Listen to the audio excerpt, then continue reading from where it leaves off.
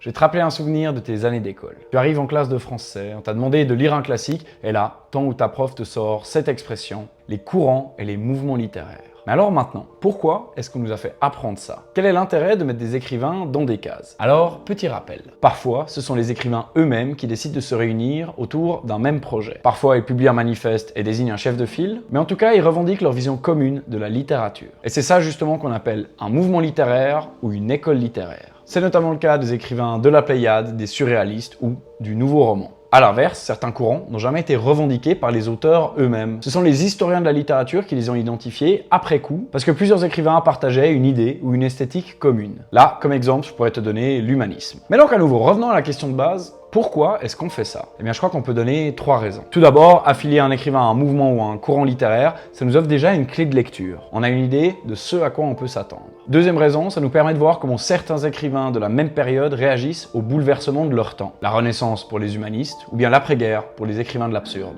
Et finalement, troisième raison, ça nous donne des outils pour analyser les textes et comprendre comment la littérature évolue au fil des siècles. Bien évidemment, ces catégorisations ne sont pas parfaites et certains auteurs sont inclassables. Bonjour, Romain Gary. Mais alors j'en profite pour lancer une nouvelle série de vidéos. On va reprendre ensemble tous les grands courants et les mouvements littéraires, de l'humanisme jusqu'au nouveau roman, pour enfin comprendre ce qui les distingue. Il y aura un épisode par semaine, alors pense à t'abonner pour ne rien manquer.